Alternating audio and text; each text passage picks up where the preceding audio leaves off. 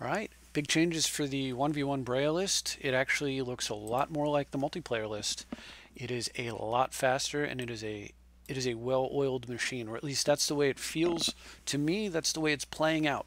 So I'll show you what all is changed, and then I'll show you games of not only the 1v1 list, but also the multiplayer list, because I sprinkled some games in there. Some folks were requesting that, and so I wanted to deliver. So anyway, what this deck does is it tries to get rid of the early game tit for tat, like one for one card exchange, other than the Duress, Inquisition, Thoughtseize, because those are just very, very good at both providing information and being disruptive at any point in the game.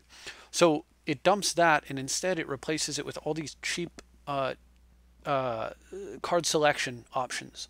So the purpose behind this is that you could actually reduce the number of lands on the deck ever so slightly. So from 35 to 33, where every two cantrips replaces a land roughly.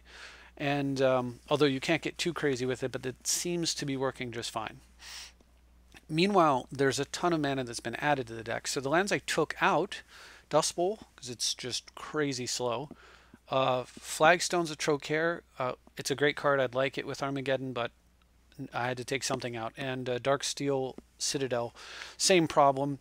Of the three of them, probably the one I'd want the most if I had to put one in, strangely enough, it's probably Darksteel Citadel, and that's mainly because of the synergy with Mox Opal and the fact that you can whir for it if you just need to hit a fourth or fifth mana source. So you could get like 3 mana into play, say 3 basic islands, end of turn whir, put Darksteel Citadel into play, untap, play land, cast Gilded Lotus, something like that, or Batterskull.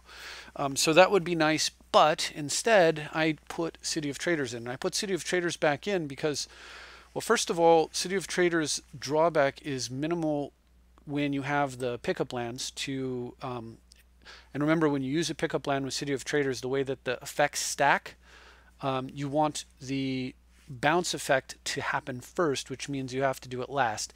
And it's difficult to remember unless you are, like, if you get fatigued.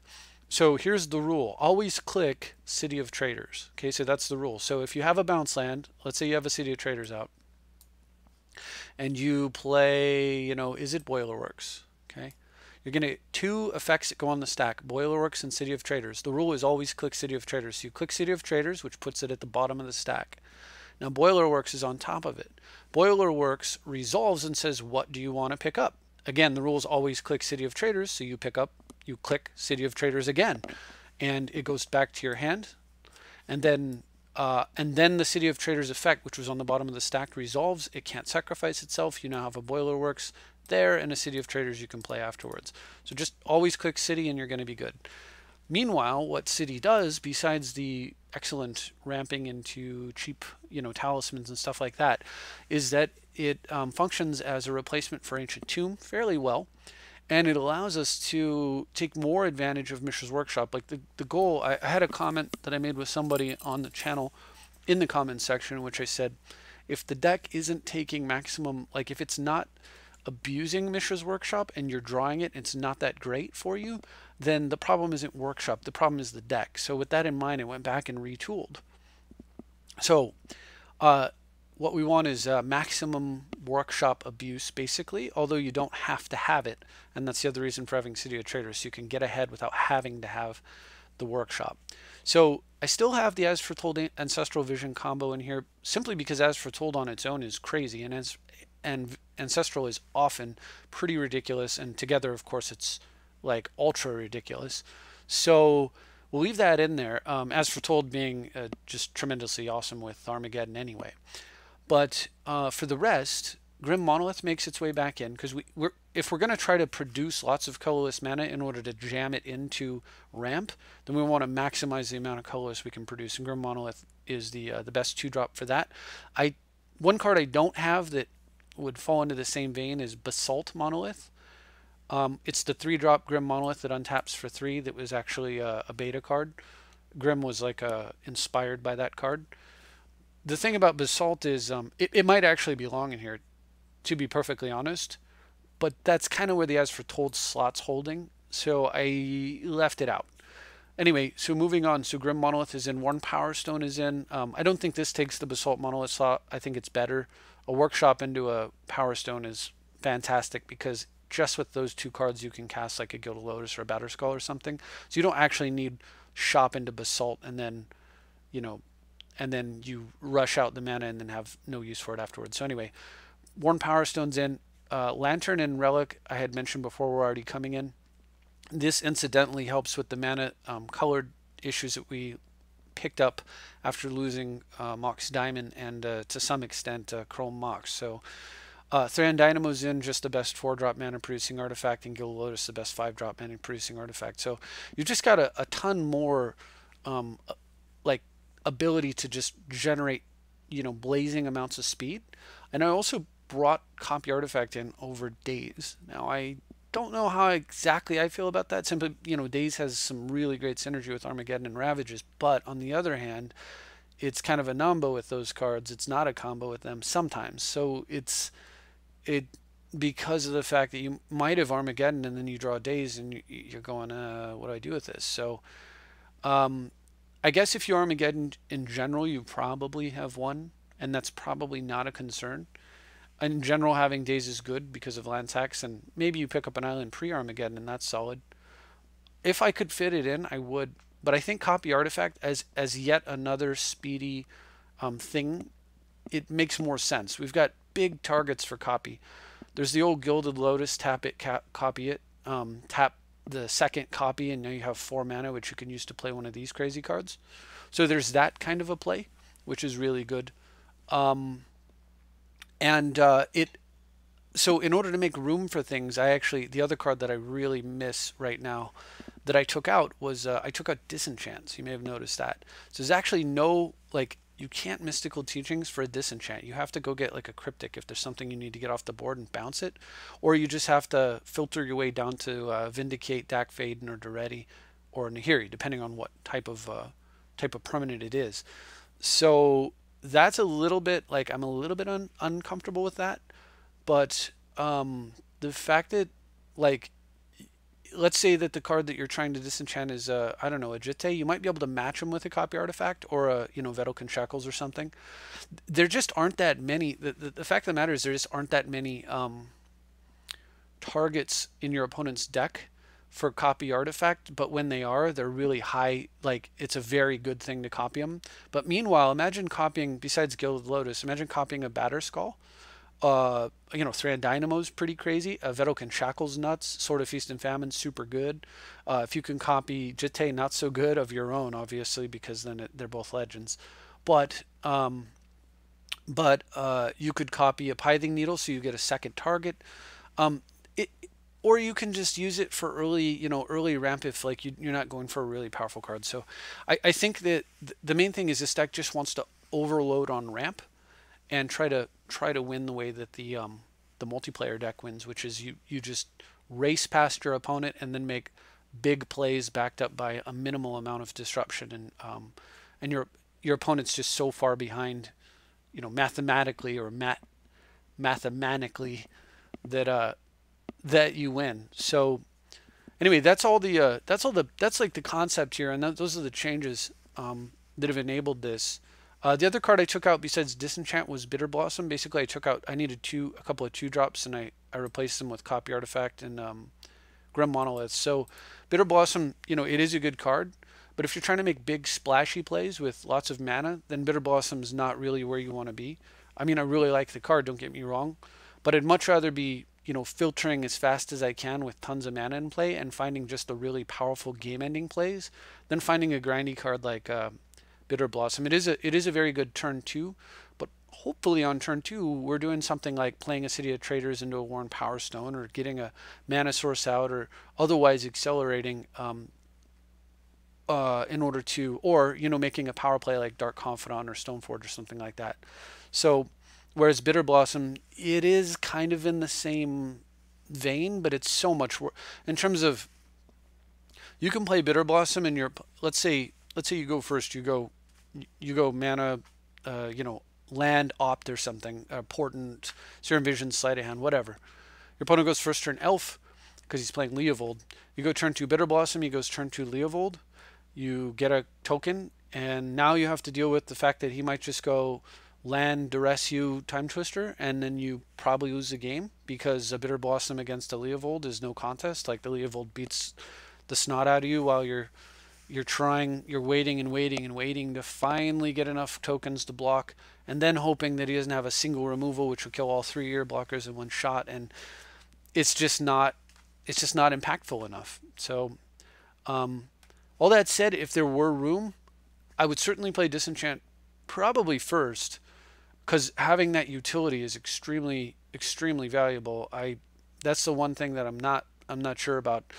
And then probably Bitter Blossom second, because there are games where, like against Mono Blue, where you can just play a Bitter Blossom on turn 2 and then just slowly craft your hand to just get better and better, and really, not while nothing's going on, their chances of winning is just declining, and that is a good use of the card. So, all right, with all that said, let's take a look at some games, because definitely have some good ones here. And actually, every game today was a win except for this one, because I actually started two games simultaneously, and then by the time, I didn't mean to, but by the time my opponent realized I didn't know that I had a second game started. Basically, he just, like, he was just sitting there, and then I finally clicked over, and I was like, oh crap, man, sorry, I just right click and conceded, because what I was doing is I was actually setting up a commander game and a 1v1 game, because it's hard to find games in 1v1 sometimes. So I was able to play lots of multiplayer and lots of single player. So I guess before I go on, I should probably bring up the multiplayer list as well. So let me do that real quick here. The multiplayer list has picked up a couple of improvements based on experiences with the 1v1. I think they're improvements anyway. First of all the planeswalkers I've used, this one is absolutely bonkers powerful, and in multiplayer especially, because of what happens, because of the Soul Ring draws and stuff, where you can just, this guy comes screaming out the gates, and not only is he a Jam Day Tome, but he's also a gigantic threat. As you'll see in some of these games, it's just absolutely completely bonkers absurd. That's the other thing Copy Artifact can do, by the way, is it can copy that token, which would then make itself bigger and the other token bigger. If you have already got a Karn out and you've used it once, you could copy the token. So anyway, but yeah, so this is the multiplayer list. So multiplayer picked up Karn, and it also picked up Throne of the High City some time back, which is just one of those cards where, again, you get a relatively fast start. Nothing's going on. You sack the throne right away because nobody has any board presence. You just start drawing 2 cards a turn for the rest of the game.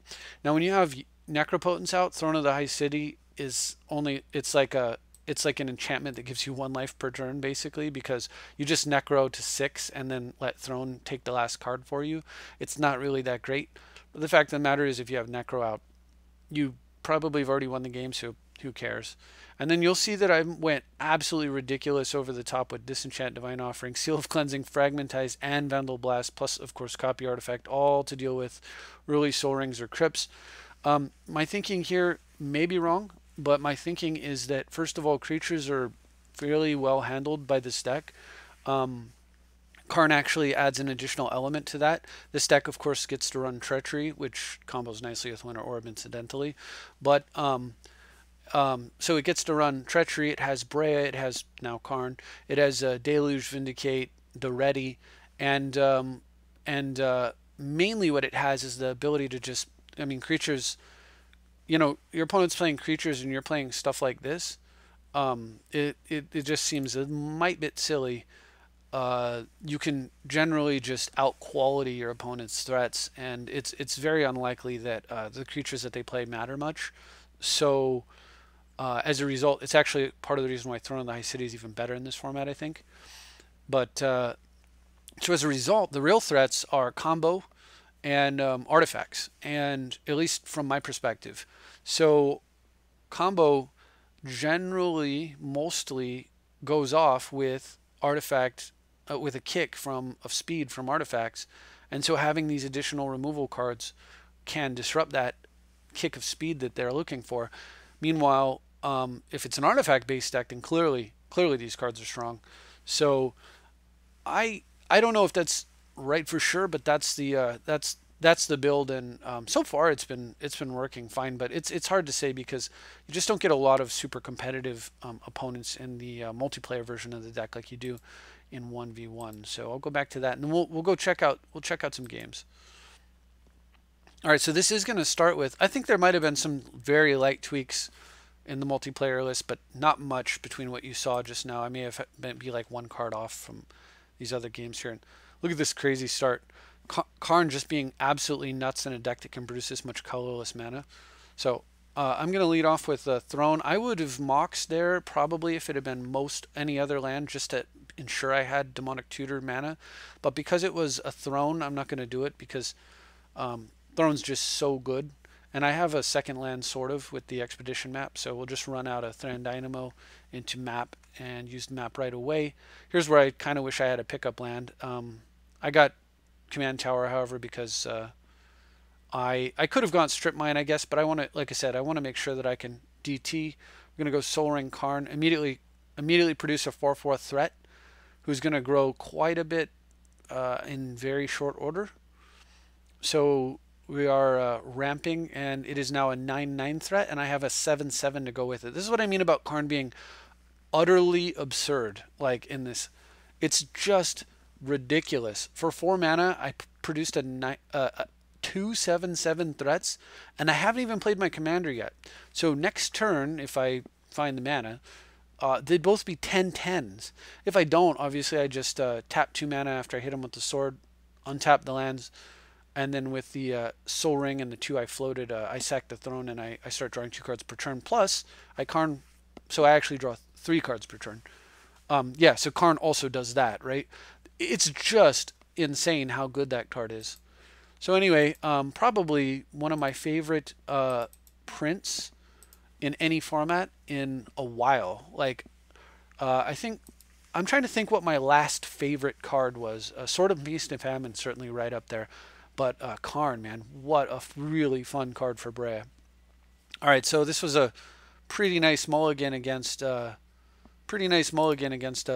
some sort of blue-black-green deck. And if you understand how this deck works, then you should know what the next card is.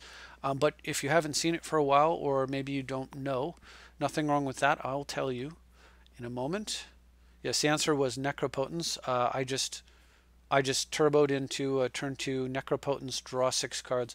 My opponent scooped here. He didn't even want to see whatever I got. He assumed it was going to beat him, and he was right. All right, so we'll move on to the next game, though. Ironically, the guy's name is Necrochains, so maybe he really was thinking Necropotence, because I assume this is an allusion to Necropotence plus Chains of Mephistopheles, which isn't affected by it, as a way to suppress blue mages and beat them. Anyway, so he was probably thinking of exactly what it was.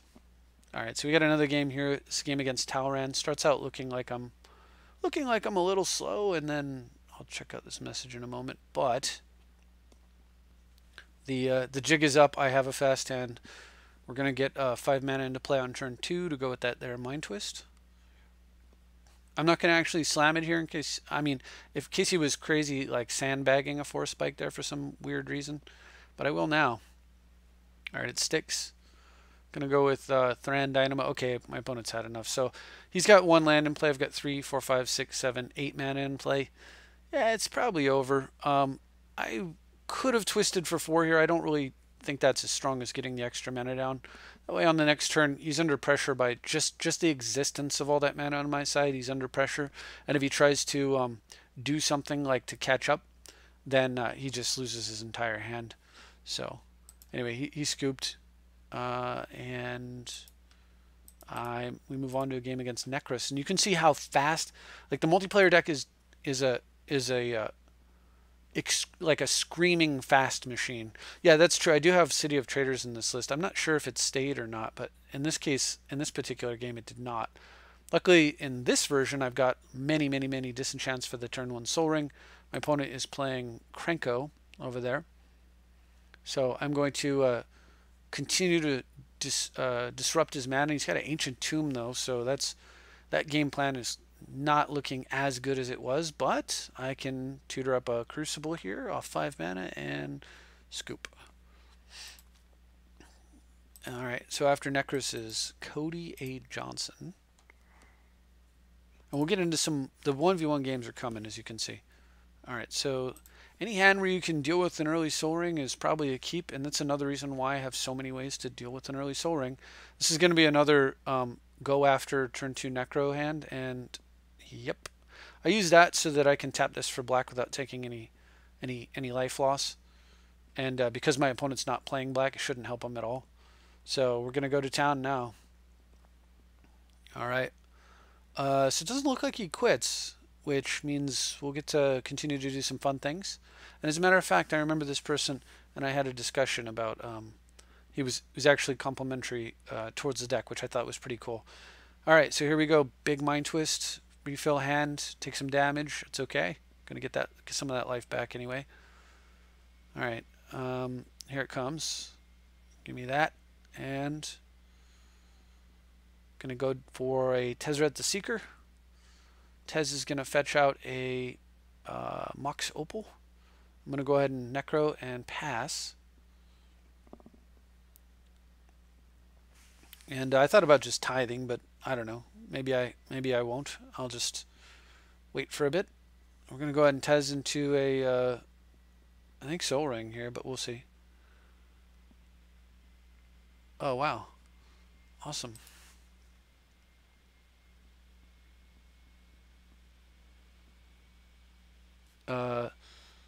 Okay, so unfortunately my machine is screaming at me. I guess the extra message on top of recording may have caused me to freeze up a little bit. So if it shakes it off, and I did have a Word document and an Adobe document open, I suppose I could, I'm doing some studying of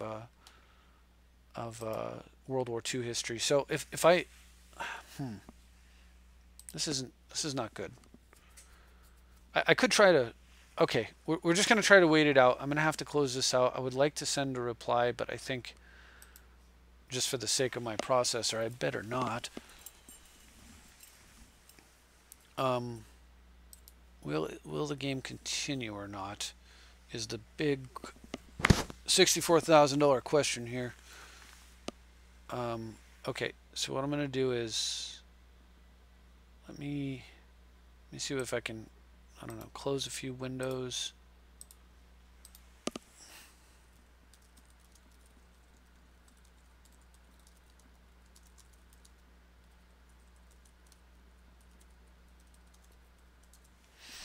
All right, so unfortunately I'm just not going to be able to chat back in the middle of a recording session, but we'll see if maybe we can actually continue the game. I'm not sure why that one window seems to have been the straw that broke the camel's back here.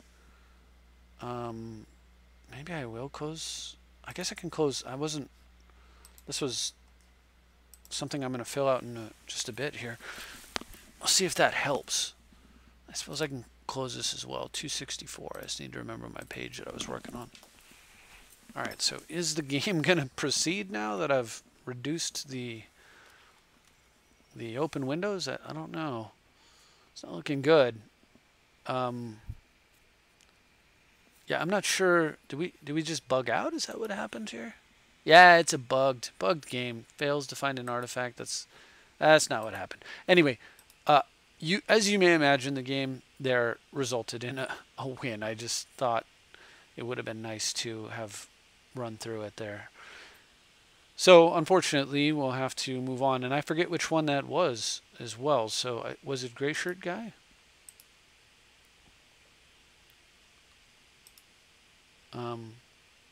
Let's see. No, this is a new one. All right, well, we'll just pick up here and we'll see what happens. So my opponent's playing a Samet, and I've got an interesting start, very fast. Not gonna strip mine here, leaving a Swords to Plowshares up, and planning to get that Lotus into play, backed up by a Stoic Rebuttal. And best top deck I could have would be a Necropotence. Stoneforge is not bad. Not that I'm really like desperately looking for top decks. What I want to do now is just protect the Lotus. And so nice thing here is if my opponent had removal other than Crows and Grip, I could counter it and still pay for something like a Tithe that charge, a force spike effect. Excuse me, since the card is on. And in order to work around a possible force spike effect, I go ahead and just strip there. And yeah, cool. All right, so anyway, so I decided, since I was sitting on a counter, that I could kind of like let my opponent maneuver for a little bit longer before I went for the Mind Twist, because he's missed land drop. I thought he had missed a land drop anyway, and I could get maximum value, after he makes his first land drop, then go for the Mind Twist. So I believe that's what's going to happen here. Or maybe I was waiting to get the Agite equipped. I have the counter, so I'm not super worried about whatever it is that my opponent's going to do, especially with Agite discouraging him from playing. And at that point, when my opponent goes Return to Dust, that's the point where I'm ready to pull the trigger on the twist. I should have probably just twisted earlier. I think what it was is I was seeing 5 mana for his commander, and if he hits a land drop and goes commander, now I can just attack and finish it off with Jete. And this thing has double strike, vigilance, haste, so I don't exactly want this thing, like I need to get in with the Jete, charged up before the commander hits the board, because otherwise the double strike will prevent me from earning counters. And so I think at the end of the day, that was the game plan there. I was going to get some counters on it, and then I could afford to tap out, go for the twist. And now that I have that, that's what was coming. But Gray Shirt Guy packed it in before we could get there. So yeah, pay Papalo instead. What is this? Oh, awesome. Yeah. Papalo here is playing. Is it Breya? No, Teferi. And again, I'm running the multiplayer version, obviously, because I have Ponder in my hand. So this draw, other than Ponder, doesn't look too much like it could be either version, the multi or 1v1. So I end up keeping a Skull Clamp there, knowing that there's an Ancient Tomb on top. Ancient Tomb being very good against blue, and Skull Clamp being very good when you're holding a Duretti. Of course, Ancient Tomb is not legal anymore either, so there's that. All right, so we're going to come out the gates pretty quick. I'm going to test the waters with a Vindicate. It sticks, which tells me he probably doesn't have a counter spell. And not having a counter here means that I can go for a upkeep Factor Fiction and see if it resolves. So if this Factor Fiction resolves, I probably win the game just because that's such a tremendous advantage. And with Vampiric Tutor, I can vamp off the Scrubland or Underground into a potential Mind Twist. For my opponents had to mulligan a ton in this game, so this isn't exactly like, it's kind of beating up on somebody that was already way behind from mulligans, but that was the other reason why the Vindicate was much stronger than going for like Duretti Clamp. Duretti Clamp is a way to refill, so what I wanted to do is press my threats first, and Factor Fiction, believe it or not, is actually kind of a threat just because of the way that the card gasses you up so heavily. But I wanted to press my threats and then use this as a refill later, if we ended up in some sort of card exchange battle. If his hand was mostly counters or whatever, I just grind it down and then use this for more fuel, and then at that point he would have lost. But yeah, I mean, clearly off a mulligan, as bad as my opponent had it, to be, vindicated and then fight a Factor Fiction is just a little bit too much. So anyway, this is C. Graffiti. Now watch what turn everything happens on. So this draw could happen in, this was the game that actually told me I need to put Grim Monolith and all the fast mana back into the deck, because this draw is complete. What I'm doing right now, every single card other than Preordain is completely legal in 1v1. And how in the hell would a 1v1 deck deal with a draw like this? Like it would just be, they'd just be dead on site, right? Because they don't have, there's no Soul Ring for them to catch up with. There's nothing for them to speed back into. So that is exactly where I want to be. I want to be doing something that I want to have the potential to do something that my opponent simply can't address. So I let him have his Zozu rather than remanding it, because it's going to be my Zozu in a moment. And after that, the damage from playing lands will only like it'll only deal damage to me. Obviously, I'm not going to be redirecting it to Jace. In fact, that doesn't work anymore. That was the other reason. So yeah, so I just spend all my mana prior to attacking so that I can untap all my lands. I actually spend it all for treachery, my lands, then spend it all a second time and then attack and get it all back yet again, still sitting on a counter. Here I'm going to whip through and go get myself a throne. I want to continue to develop. I'm jacing here. I thought throne would have been a good way to, refill a little bit there, as opposed to trying to like just get, I don't know, a strip mine or something. So then I jace my way into a necro, and it probably just doesn't matter. And as you'll see, I'm just getting necro for the amount I normally would, -1. So at this point, all throne is done as it said, gain 1 life per turn. But, again, if you get necro, you win. But until you get necro, throne, like for example, if I didn't find one in that Jace, throne would have been great here, because just drawing 2 cards per turn is amazing, much less 7 from necro or however many you want. Anyway, so just continuing to go ape, obviously, with like we've moved way past what you can do in 1v1 at this point, clearly. All right, so I'm just kind of trying to figure out exactly how I want to wrap this game up. And to be honest, like I think Karn is probably one of the most fun planeswalkers ever, so I decided that that's what I'm going to do. I use Imperial Seal and Vampiric Tutor, remanding it back to my hand so I can get Karn into my hand this turn rather than having to wait. And I kick out a 13/13 construct, Vampiric Tutor, and fill up. I've already got a counter and a Force of Will, so let's go get the other card that combos with Necro. I over Necro here by 1, forgetting about the Monarchy, just because of old Necro habits. My opponent has Vandal Blast here, so I'm going to forbid with my back and chill out on the Force of Will, but it's there if I need it. At this point, I'd just force with Snapcaster and sit on double counter spell probably, but anyway, not an issue. Mainly because my opponent's at 5 and I have a 13/13 construct amongst other things. But just for fun, I decided to see how big I could get my constructs before going in. So I told my opponent that's what I was doing. He was cool with it. So I actually kind of messed up there. I could have got, what I should have got instead of Jitte was a Skull Clamp, and then clamp my my Snapcaster in order to see if I could go get a little bit deeper in the library and maybe find 1 or 2 more artifacts. But I did get to attack with a 16/16, and this is what I'm talking about. Karn is ridiculous. 4 mana, put 2 16/16s into play. That's bigger than Emrakul. It's freaking ridiculous. One of them is, and it's 2. It's 2 of them. Like, what the heck, man? That card, I don't think they realize how pushed it is in decks that are designed around it. And Breya, as it turned out, was already designed around the card. It just didn't know that it was designed around that card. So, I mean, I honestly think Karn it's one of the most powerful things that I've seen in a very, very long time, as I mentioned before. Duretti was another card that made me feel extremely excited like that as well. I was talking about how Sword and Feast of Famine did. Duretti was too. Then the Monarch effects, at the time Palace Jailer also, although ultimately I ended up settling on the land because it's just a lot stronger.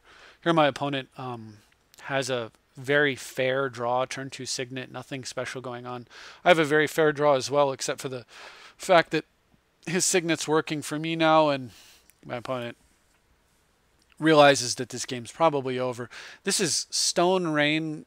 This is control land, basically. I mean, the impact of a Dak Faden when you're going first and take a turn 2 Signet probably is strong enough that most games have ended when that happens. So my opponent's probably right to have scooped here. But clearly, like, he was extraordinarily dead had he not. And Dak Faden's going to improve my hand even further. Not that it really had that far to go before it was, like it was almost as good as it could be. Anyway, here's another game against Necro Chains, I think. I don't know if he actually plays me in this one. I guess jumping in for a rematch, make up for the crazy, Landmox, Vampiric. I'm going to play a Necro hand earlier. All right, so anyway, yeah, he's still playing his Sultai commander, I guess it is. And I've got fast mana. I guess this guy just doesn't like fast mana. I think he's probably playing the wrong format. Like, he probably wants to be playing 1v1 because the multiplayer format is a fast mana format. That's what it's about. He scooped to a Mox and now he scooped to a Mana Vault. Like, if your hand does not have fast mana in multiplayer, you probably want to ship it back, or you have an extremely good reason for not doing so. So anyway, I decided to switch over to 1v1, and then for a little while, like I said, I was trying to do both, but that was making my brain hurt. So, well, I'll show you that game. So I had like some slow hands, so I decided to mulligan, and I mulligan into this, and I'm playing against Leovold. So part of the reason why my hands just with lots of mana were mulligans is because Leovold's so deadly, I just couldn't afford. Here you can see like I used Serum Visions, but I hadn't gotten to the point where I was using the full like Opt and all that other stuff suite of cards, which may end up being, well, we'll see how if that's better or worse for me. But anyway, against Leovold, like, this is another one of those super stupid commanders. Just because, like, any commander that says if you draw a mana elf going first, you probably win the game is a card that is likely to be too good. So imagine my opponent goes, you know, first turn mana elf or bird or whatever, second turn Leovold. Even if I kill Leovold, my opponent starts drawing cards immediately, and if I don't, I stop drawing cards immediately, and both of those scenarios are a great recipe for losing. So I think Leovold's... The problem is, basically, if you notice, there's a trend. Edric, Tymna, Leovold, all of the 3-drop commanders that produce additional cards or affect card advantage like that are too good because you have them on demand, and unfortunately all 3 of them are in the color green, which means you get to play them on turn 2. Tymna doesn't look like it's in the color green, but because it has the partner mechanic, it is. So anyway, here the Spell Pierce is certainly better than like an Opt or Ponder would have been, except I could have played, I mean, Ponder Effect, I don't know what to call it anyway, but I could have played that last turn. So my opponent, I've dumped my hand actually fast enough that that Time Twister does not break my back here. It only cost me a couple of cards, and I've got a lot of pressure on board, right? Opponent's got an Anvil of Bogarted. Now that's going to be a major problem if it's not dealt with, because that causes me to draw an additional card, which I can't do, and then discard. So it's just I discard every turn while my opponent gets card selection. Well, if I can't deal with the Anvil, then I'll have to deal with the Leovold. So my opponent's going to start drawing extra cards, but at least it's not costing me a full card since I can sack Thopters, at least, well, the first time. After that, not so much. All right, so I draw from the, you know, I draw from my turn, and Anvil of Bogarden's effect goes on the stack, and with that on the stack, I'm going to go ahead and give my opponent a card, sadly, with Leovold, and then take the Anvil of Bogarden, and then I have to decide what to discard. And as you can see, at this time I was playing Disenchant, and I'd really like that Anvil off the table, but I decide that that's actually not the best, that's not the solution here. I could go, you know, Confidant Disenchant that thing, but then Leovold just comes right back down, and I don't want that. I don't want him coming back down. So instead, I'm going to throw away the Disenchant, and this was kind of what opened my eyes to realize maybe I can get away with not using it. Maybe every situation where your opponent has an artifact or enchantment doesn't have to be solved with artifact or enchantment removal. In the past, I've had to fight Sylvan Libraries by dealing damage to my opponent, and you know, so there's always something like that. So anyway, he tries to kill my guy in response, and I counter in response. He then mana leaks, but what this does is it takes him off Leovold, so I'm good with that. And also because I have enough mana to just recast Breya, it's slowing me down because I want to get Confidant on the board, because Confidant actually works under a Leo, but at least it's keeping me insulated against the Anvil. So, all right, we're going to throw away a land there, smash in, attempt to get this Dark Confidant to stay on the board. And hopefully my opponent's... Also notice his life total is getting precariously low.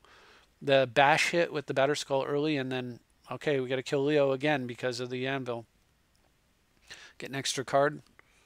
All right, so I throw away, or I have a snare that's not going to do anything this whole entire game. I'll spoil it for you. And that was the other eye-opener. replace this with more card selection as well. I mean, much rather would have had like a sleight of hand there or something. Anyway, my opponent gets a Liliana and starts recovering. So I made maybe some questionable decisions here. I gave my opponent some breathing room, thinking there's no way he could really dig his way out of this, and that's precisely what he starts doing with that Thragtusk play.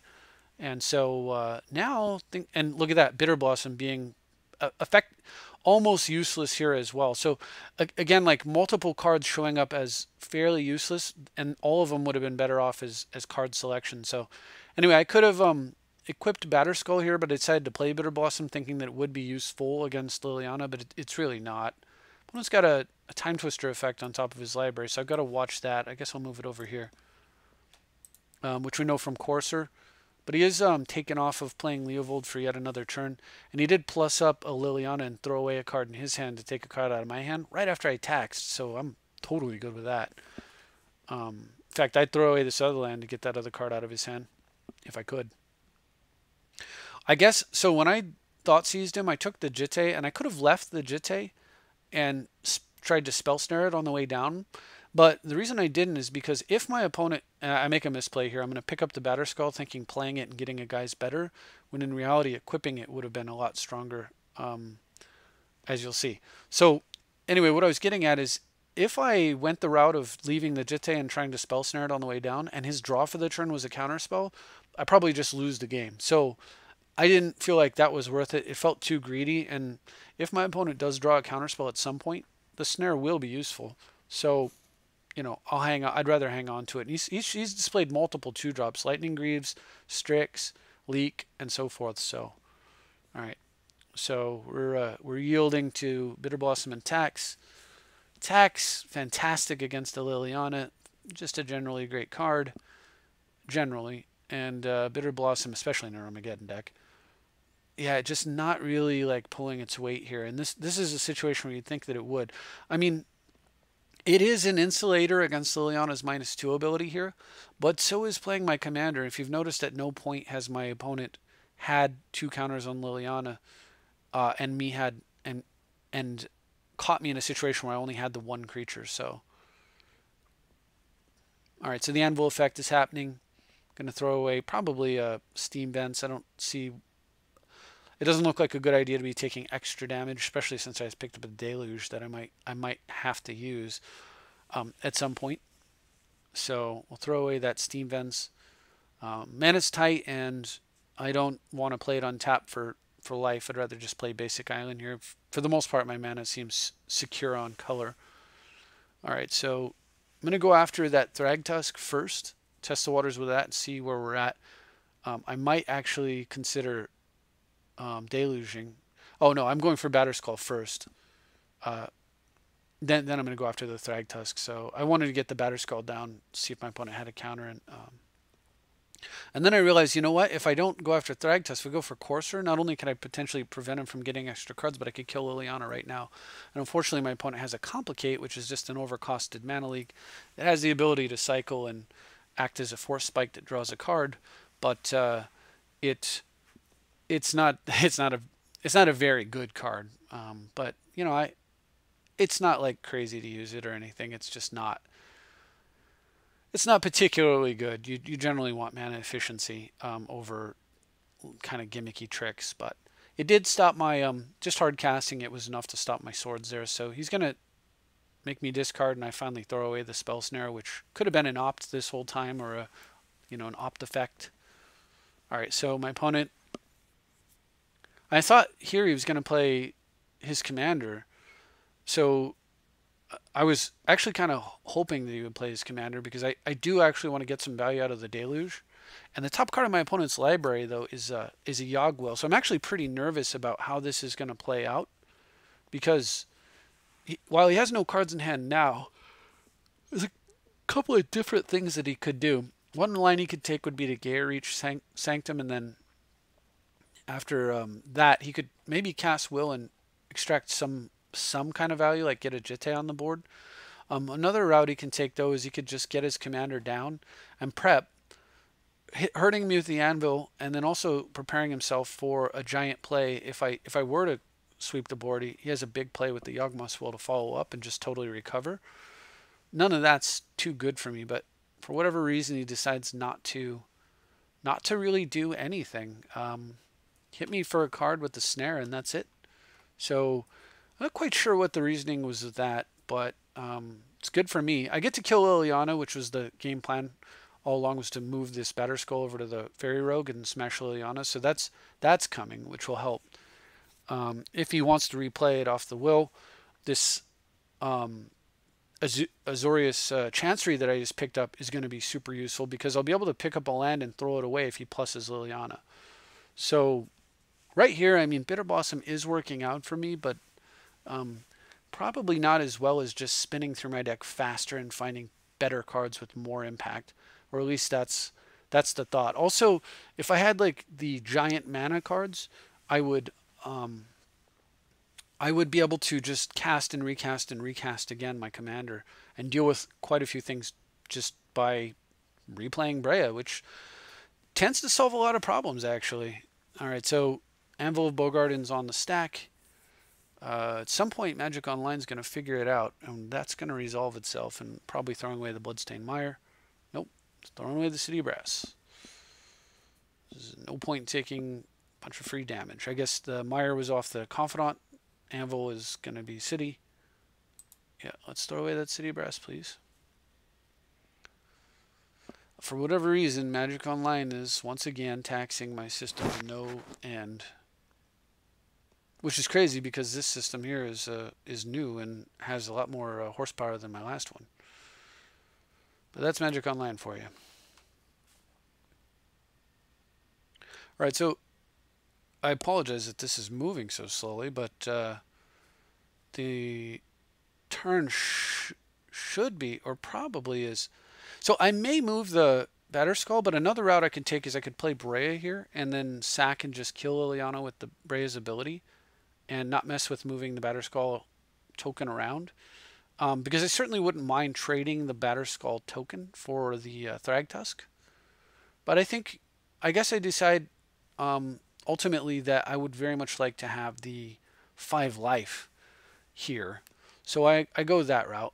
And at this point, for whatever reason, my opponent just completely gives up. I'm not quite sure why. Maybe, he's thinking like I could go face here and take him to 4. But I mean, he's going to will into a Baleful Strix if I do that. So I'm not quite sure. Yeah, I'm not quite sure exactly why he gave up here. He has a Vana's Hunger, so he can make me sack half my creatures rounded up, which means I'd lose, I don't know. I guess I'd lose a couple of fairy creatures that don't matter much. But I mean, from what I can tell, my opponent still has a really good turn coming, and I don't necessarily have all that much going that's just totally backbreaking here or anything. So I think that was a premature scoop, but I ended up taking it. We move on to the next game. So the next one's against Gearbear. And Gearbear is playing, and this again, we're back to 1v1. And I mulligan into my opponent scooping because, I don't know, he just doesn't want to play against Breya, I guess. Whatever. So I didn't get to see what that hand was going to produce. So Ventus 26 is the next opponent. He's playing Atraxa, Praetor's Voice. And I have a hand, or Tarxa? Anyway, I have a hand that looks pretty good, especially going second. My opponent's got a really fast start, but I do get to draw some extra cards here. The only problem is if I do this, I'm going to have to discard him or play Talisman. I decide I'm going to play Talisman. The reason is if my opponent plays his commander, then he has his commander out, but he doesn't have anything to proliferate onto, and then I get to play my commander and then deal with it. So instead he plays Jace, and I end up giving him 2 cards. He gets Cyclonic Rift and Sylvan, the 0/3 wall that taps for mana of any color. So I go ahead and get the Breya down so I can try to pressure Jace, force my opponent to do something. He does. He plays it is Atraxa, and proliferates in order to keep his Jace from dying to the 3 damage that I could do with Breya's sack ability. Instead, I just kill his Atraxa and attack Jace down to just 1 counter. But presumably that's what my opponent was intending to happen there. And And so then on his turn, he plays a Sylvan Caryatid. I guess what he doesn't want to do really is he's plussing Jace up, trying to keep it alive. But what he doesn't want to do, I guess, is bounce Breya here because I have so much mana that I could just replay it and then I have more tokens. But for whatever, so then inexplicably though he decides to block and I guess changes his mind, bounces. I don't know if that was his plan all along, but because he blocked, and I'm gonna get a, I can counterspell the Rift and kill a bird with it. This mana leak turned into a 2-for-1, so I decided to take that. On my opponent's turn, here you can say I still have Daze in the deck. I'm going to Forbidden Buy it back. And I mean, Daze, I couldn't Daze her because of the Caryatid. Alright, in for 3. The Caryatid's a 0-3, not an 0-4 critically, so I'm able to finish it off here. And now I get As Foretold running, and if you've seen any of the games with the As Foretold running, you know that this right here is a timer that basically when it gets to 4, the game ends. My opponent will lose. That's kind of just how it plays out. So when it goes for Greaves, and you know I can Daze it here.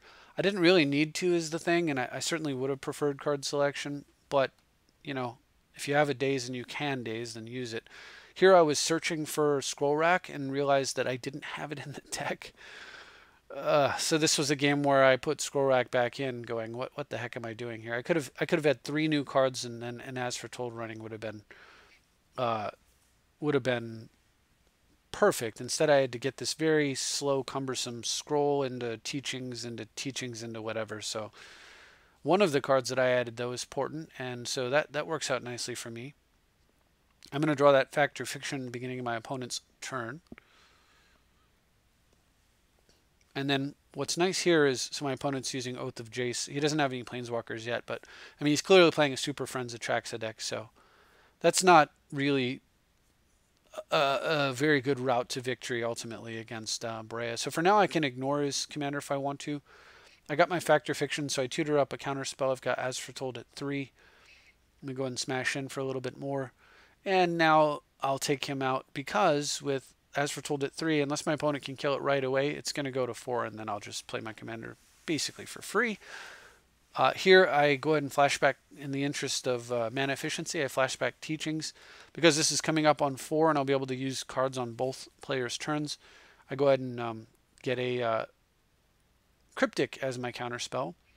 And then I was thinking I'd play Breya, but I would tap out to do it and decide against that, or are we bugging? I can't, why would I? I guess maybe I just wanted to be, I guess I'm just being a little bit patient here. My opponent's got this Ajani Steadfast. It really doesn't do anything unless he has creatures that he can grow with it. Yeah. So I suppose the reason that I didn't play Breya, you know, tap out and play Breya, is that there's time enough to do that soon enough. And what I'd rather do is cast a 0-mana Fact or Fiction at the end of my opponent's turn.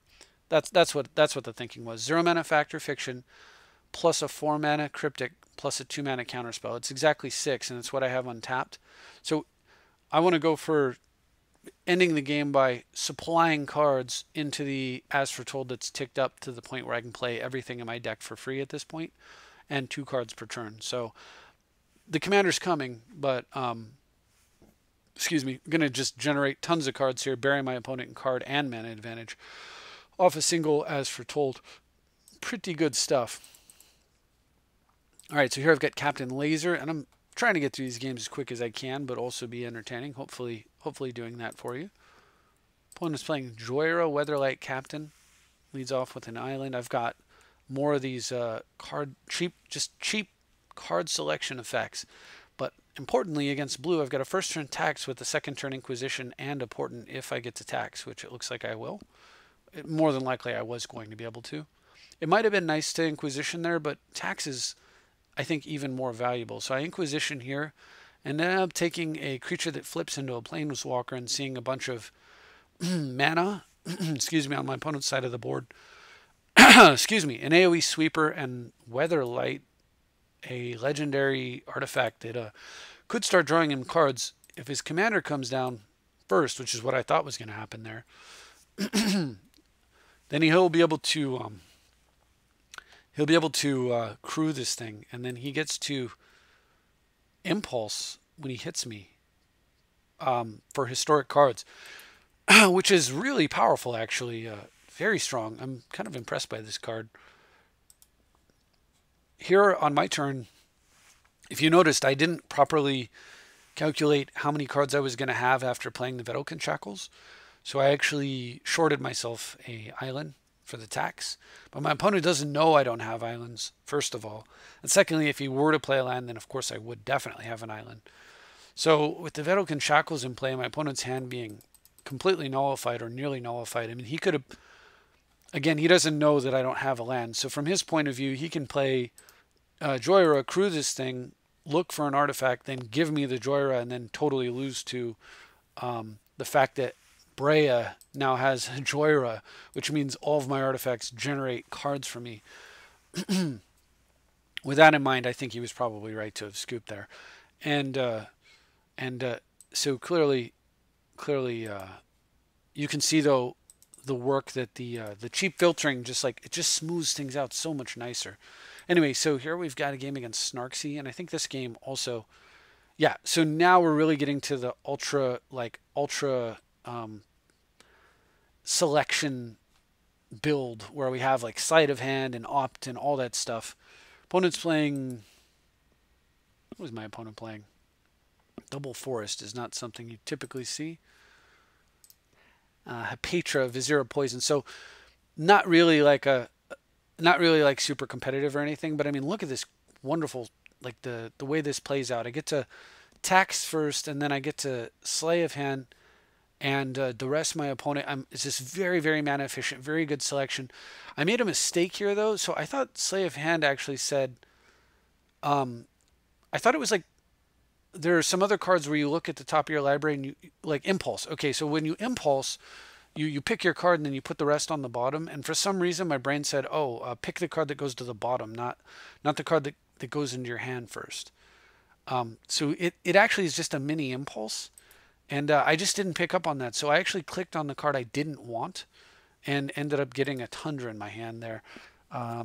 Luckily, my opponent just scooped, but that actually could have been a little bit costly there because I think the card I put on the bottom was I think it was a Fellwar Stone, which would have been, fantastic right here. So anyway, whatever, no big deal. So the selection cards are really good unless you accidentally start selecting all the cards you don't want, in which case they're really bad. So don't do that, is my advice. All right, here this guy's playing Sidisi, and look at this. I've got the potential for a really fast, aggressively fast hand with Thran Dynamo, and I get to use the cheap selection cards to find the cards, find other things that will enable that kind of a draw. My opponent hymns me, takes a Painful Truce and a Coalition Relic, a play that in the past might have been barely backbreaking, but my deck now is a lot more resilient to it with big plays that can produce lots of mana as well as more fixing to dig for things that here I'm getting a Daze instead of a dig card, but I went and got Daze. Anyway, what I was saying is to dig for recovery. Anyway, I got Daze because I knew that my opponent wasn't going to be able to play as Sidisi there, and if he made any other play, it'd be really hard for him to make two plays, and I wanted to make sure that I could get the Strand Dynamo down. Having top decked a Crucible was fantastic because I'm now producing additional cards. So my opponent, jaces away something and then goes Sidisi, which was interesting. He should have done that in the reverse order probably, to increase his chances of discarding a creature and getting a second zombie, but not really too big of a deal here because I have an active Thran Dynamo and a Crucible Worlds. I've just got mana coming out the wazoo here, so yeah, how about this? And my opponent scoops, and I don't know if you picked up on it yet, but I didn't actually play a land this turn. So I get to do this and play a land, and this is just the Thran Dynamo power. This is the big mana deck, like doing what it does, right? And what it does is it puts you so far ahead that you can race around, like your opponent's plays are just not anywhere near the same quality as the turns that you have because you can produce so much extra mana. Obviously, like my opponent could flip Jace here and maybe shrink Breya a little bit or something, but it just pap the Jace with the Thopters over and over until it's dead. I could also sack to kill it. I'd take out Sidisi first. Most likely be attacking with the Thopters and chill as with Breya as a blocker. I'm not quite sure how I would have sequenced everything, The goal, of course, to get an active throne of the High City and start drawing 2 cards per turn. But honestly, like with very little mana, Jace isn't that much of a threat anyway. I might have just throned early just to start drawing and finding extra artifacts and things that I can throw, or even just rebuilding, like accelerating my mana development and getting to the point where I could sack Breya and replay Breya and do it that way. So, my opponent was, correct to have scooped there, but it was just a really good situation. Here you can see this game I lost against Chase Hope was a game I lost because I kept the person waiting way too long and I ended up conceding. But this was a multiplayer hand. I didn't even bother mulliganing to look for something. I could have kept it and went Cavern, Vault, Map for something perhaps. I don't even know what he was playing though, but I just scooped because, the game started right at the same time this other game started, and I was interested in the game against Yoko that you just saw, and I was more interested in playing the 1v1 hand.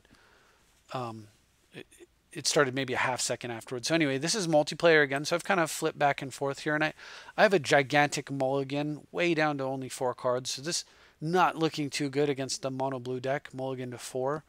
Just a pretty terrible start, honestly. But I do get to ponder into continuing to hit land drops, and I decide I'm actually going to stack, multiple cheap counters up there, including Remand. So hopefully, if I do, and then I'm going to go for Talisman and hope that my opponent doesn't counter, because if he doesn't, at this point, on the next turn, and he doesn't do anything too crazy, well, he played Heuristic Study. That's a bummer. But it actually ends up working in my favor because I get to bring an orb down. And all of a sudden, the fact that I mulliganed is negated by the power of Winter Orb card I miss dearly in 1v1.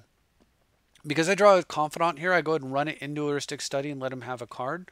But if he doesn't answer Confidant, and that's very hard to do in mono blue, I'm going to be drawing extra cards, and so that card I gave him has already been replaced for me, and in the future I'll be pulling ahead, so no issues there. I'm also perfectly willing to make a counter spell under this Winter Orb and give my opponent yet another card, because as you can see I remanded that back to his hand so he'd go to 8 and have to discard, so I gave him a card and then the game took it away, which is what I was looking for. Here I could I'm going to go ahead and just stuff my opponent's hand with additional cards and ignore that, basically, by fetching a Mana Crypt and then playing the Crypt, giving him another one. And then here I don't have to supply him with one more, because I can have 2 from the Crypt and I can play a map without giving him one. But he went to 10 cards, then 9, and then he discarded 2. So really all I'm doing is giving my opponent, draw 2, discard 2. It's just not that big of a deal. Again, thanks to the Winter Orb. All right, so I'm going to sack the map here and then use that to get a Worn Power Stone without giving up my ability to counterspell, give my opponent another card, because I'd rather sit on a counter, which will also provide him yet another card. He's going to try to get out from under the orb with Thran Dynamo. I'm going to go ahead and feed him some more.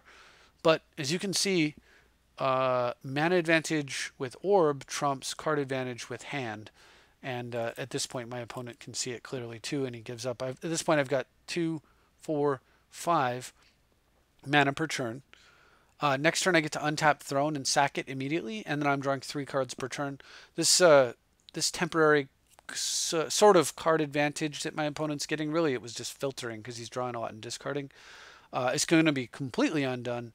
And as a matter of fact, if you look at the cards in library on his side, 79 and 80 on my side, he has a few more in hand, so he actually is ahead by a bit, but not by much. And in short order, he wouldn't have been ahead at all. He would have been losing in both mana and cards, and this game is over. You can see Throne, it's a card that you just can't ignore, but sometimes you can't answer either, and that's exactly why it's in both of the decks. All right, so we're back to 1v1, playing Soul Player 1. Ready, Slow Player 1, I guess. I don't know. Olivia mobilized for war as his commander. He's going first. I keep with, again, a Thran Dynamo hand. This is, and I have a Slay of Hand, but I hang on to it thinking I'll run Talisman first. I can wait a little bit longer for my selection. And then decide, I realize that because he's got this Vivid Crag out, the Felwar Stone produces any mana that I want. So I go ahead and Slay, this time correctly selecting the card I want, which was Tax. I may have been better off taking the Merchant Scroll here, perhaps, But I definitely would have been better off if instead of the Felwar, I'd stuck to my original play of the Talisman, and then on this turn I could have ran out Felwar into tax. So cost me a little bit of time there. But we'll carry on with running out of Gilded Lotus. And look at this. This is 1v1, and I have got 6 extra mana in play. This is so much better than what was I doing with all those cheap, like, why was I playing, this is Spell Pierce and Spell Snare when I could be playing 6 extra mana against my opponent?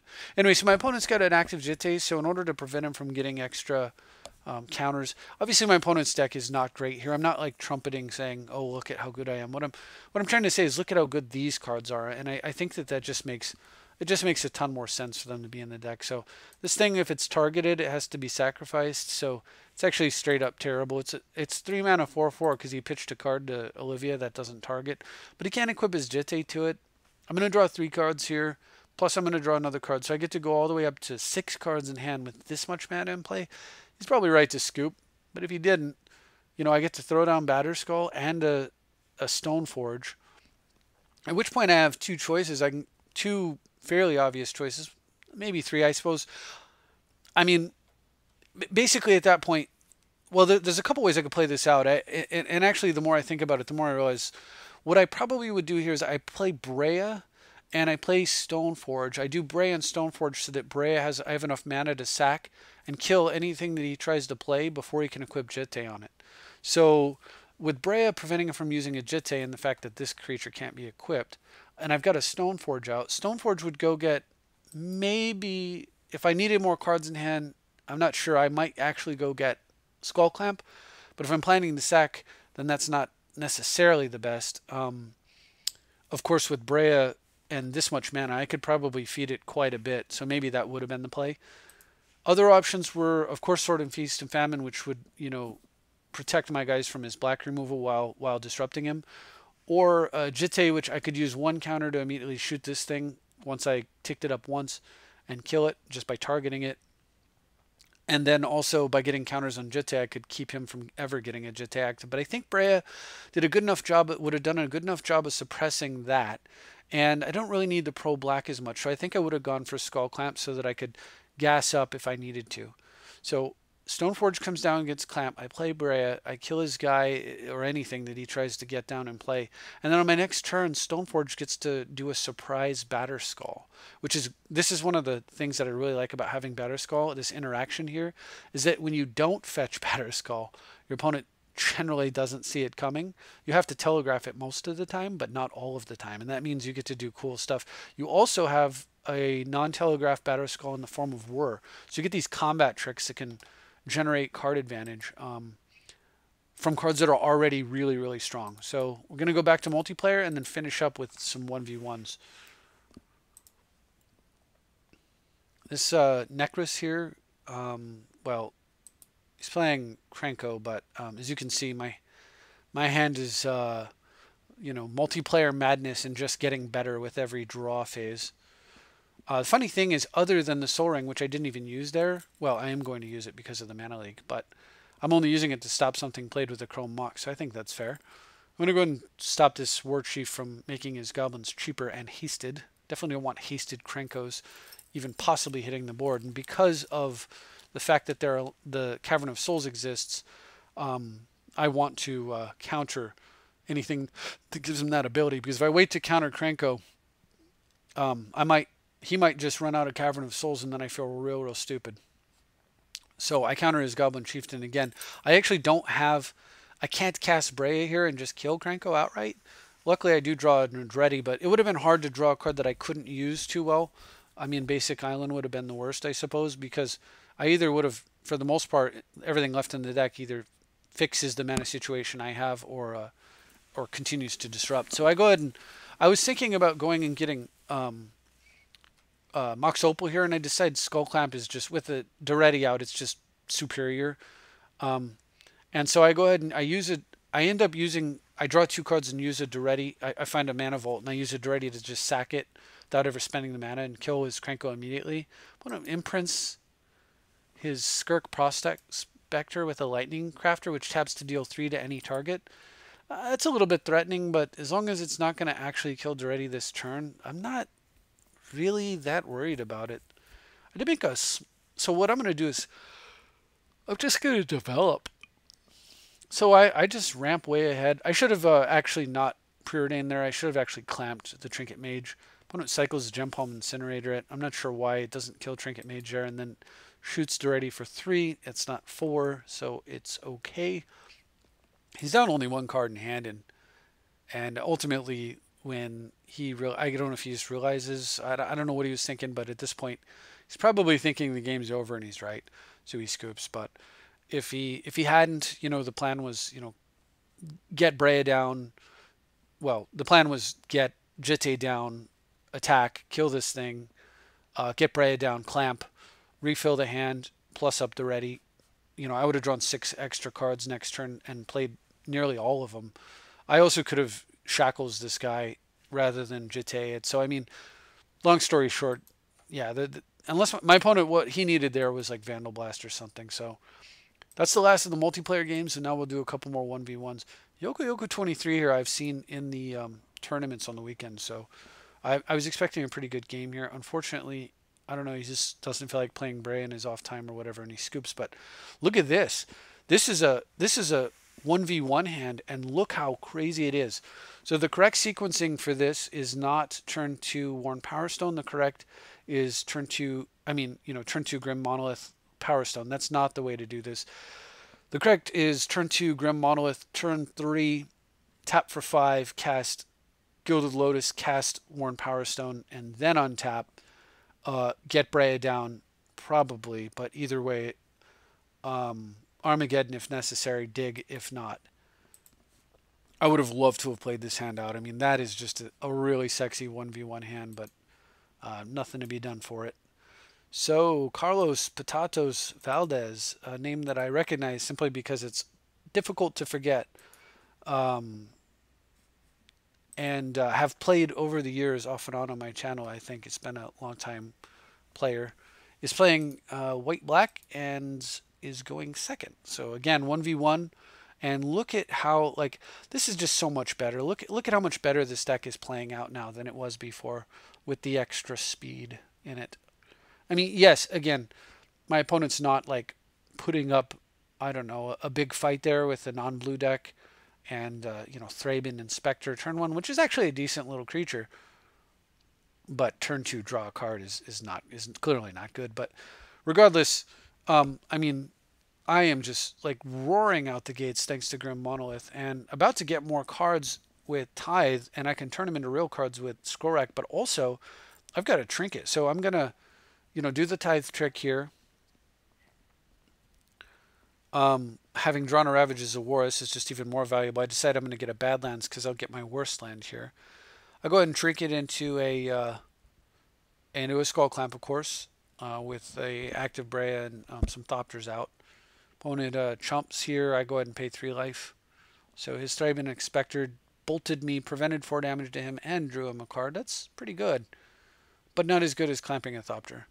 All right, found a Slay of Hand there. It's got a Palace Jailer, some tech I'm very familiar with, and you might be too if you've been watching the channel. But with a Thopter going, not quite sure I agree with that play there. He got to draw 1, but now I'm the Monarch probably for the rest of the game. That's not so good. I'm going to go ahead and get rid of that thing and then Slay into... I should have maybe dug first because I could have got that... I could have got that artifact. I didn't quite play this turn as well as it could have been. I needed to equip the clamp onto the Trinket here before ending my turn. That was a bit of a mistake. I also took some minor risk, given that if my opponent played a land in like Path to Exile or something, not only would, even if I had clamped, not only would I not get the card, but he could steal the Monarch back. But because I have Snapcaster, I could quickly steal the Monarch right back from him.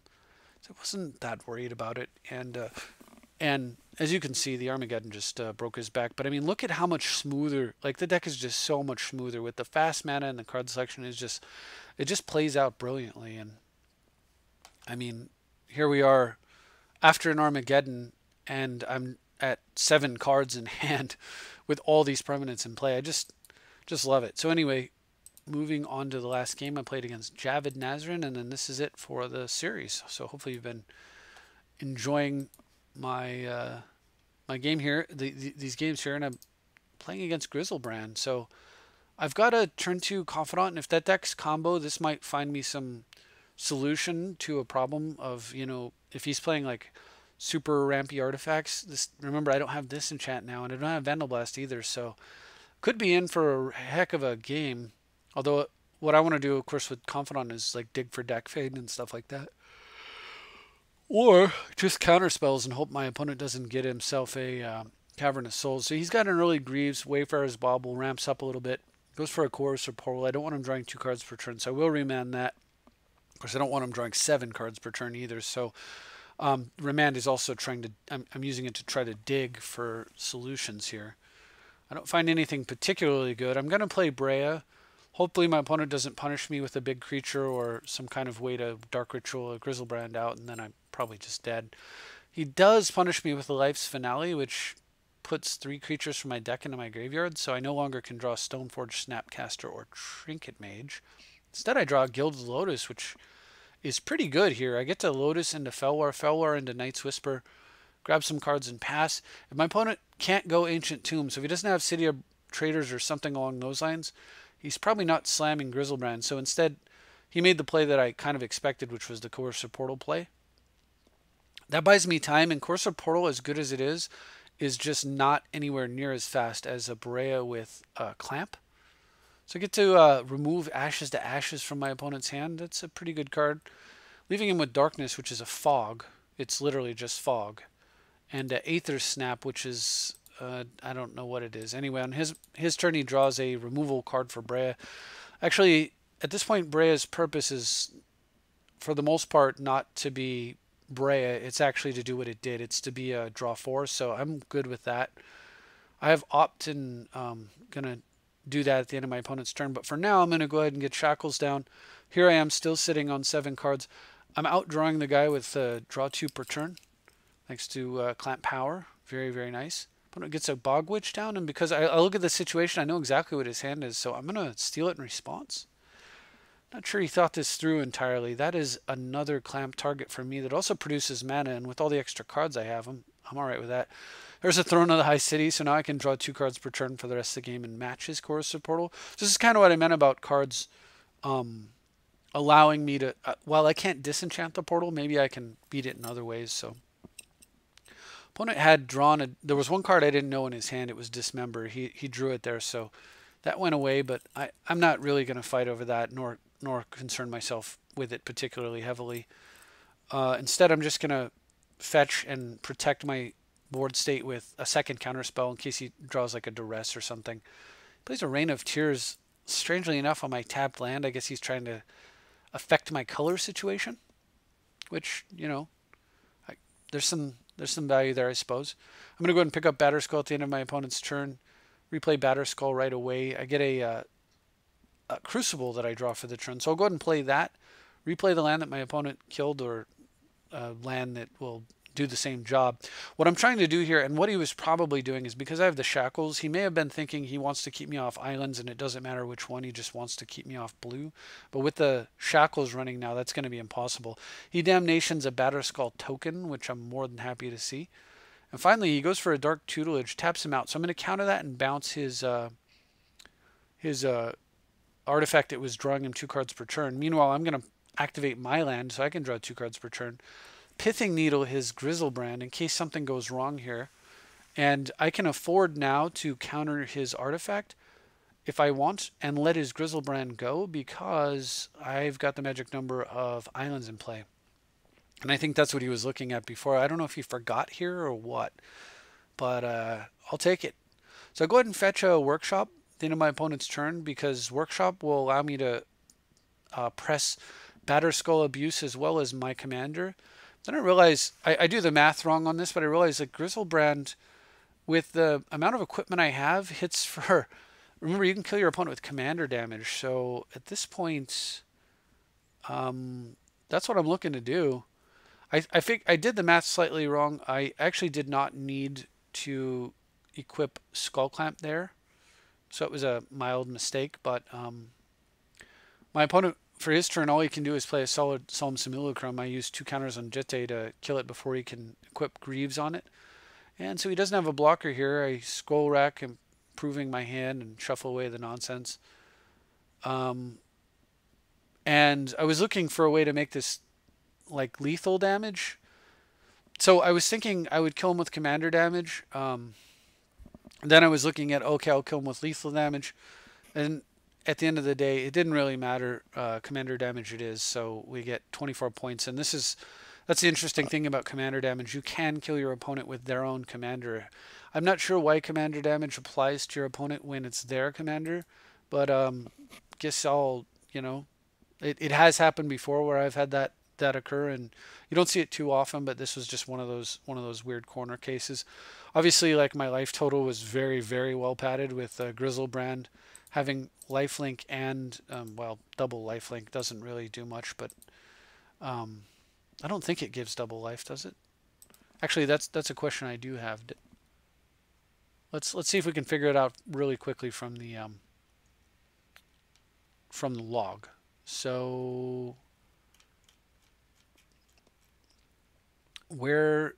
let's see, he's been dealt 12 damage total.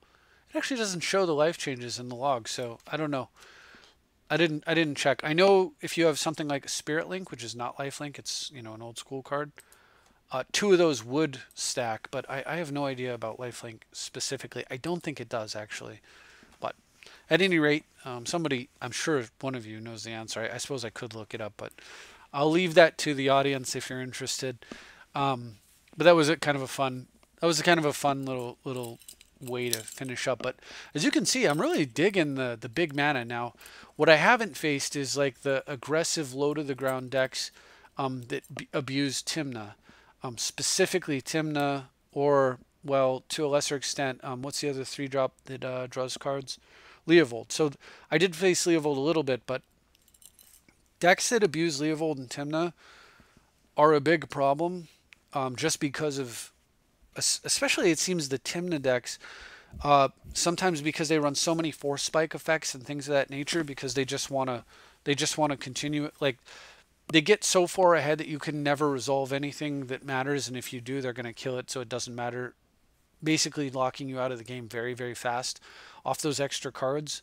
And I don't know how this deck will do against them, but it's possible that with a fast draw, it'll just race around them, and then you'll be able to either make a play and protect it, like, Breya with 6 mana up. They try to counter, you counter back, and now Tymna can't really swing in. Even if they kill Breya, there's 2 flyers to block Tymna. That's possible.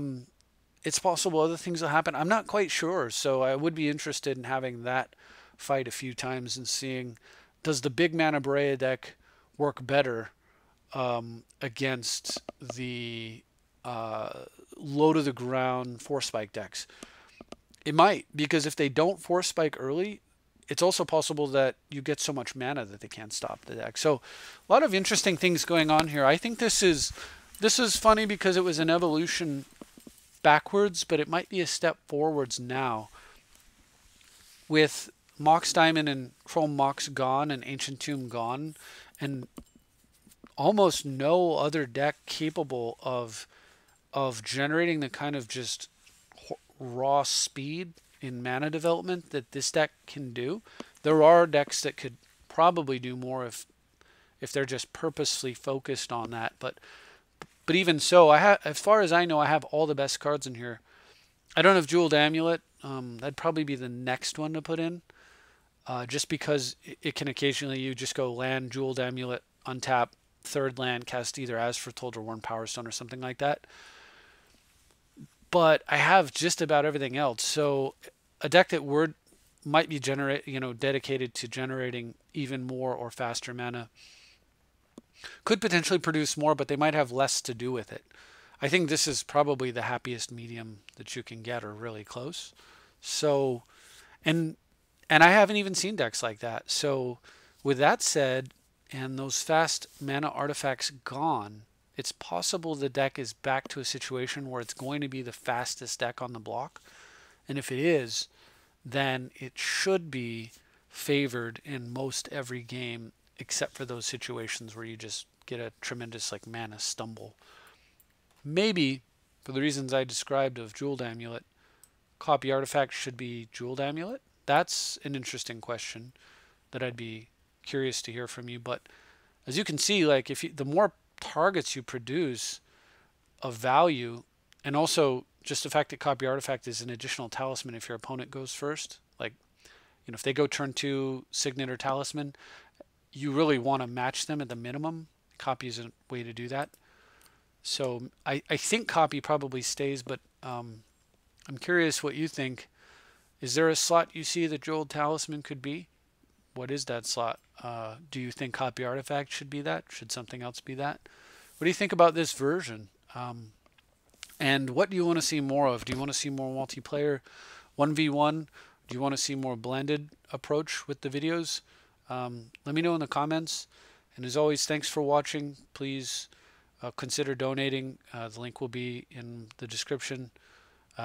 Not too many people have done that, but truth of the matter is I'm going to keep trying to produce content and entertain you folks with or without it. It's just one of those things that helps pick up new cards, and I like my shinies, so don't mind any help with that. But unfortunately, I've been doing all right with some of the winning, and I did get a bit of donations that kickstart me, so I've actually, as you can see, haven't had any problem picking up new cards. Also, are there any other new cards that I might be forgetting? Maybe there's some new cards that I should take a look at. I did see one from one of my opponents, that that big vehicle card. I don't remember exactly what it was called, but the fact that that thing impulses for artifacts in this version might actually be pretty dang relevant, and it could be pretty awesome. It's also, I guess, a card that you could swap out with copy, since it is a legend. You wouldn't be copying that thing anyway. Copy is like the most flexible slot in here, although I don't know, I really like it. The only problem I see with the vehicle is that you need something to crew it, and it might be better off not having a card that doesn't do anything on its own like that. The only cards that in general you want to be willing to play that don't do anything on their own is ones with a really high payoff, so like land tax, drawing 3 cards. Ones that produce lots of mana, because technically they don't do anything on their own, but they do at least produce mana. Mishra's Workshop. So it has, without an artifact, Workshop does nothing, but it has so much potential upside that it's worth it. I should, now that I think about Workshop, probably be running Urborg just to have another way to turn the shop on for when I draw it. So that's a change I'll probably be making. I've got to figure out how to slot it in here. But anyway, again, any other suggestions you have, I'm looking forward to hearing from them. So that's it. I'm going to look for where that Urborg slots in, and hopefully I'll see you next time. Thanks for watching. And that's it. We'll get there.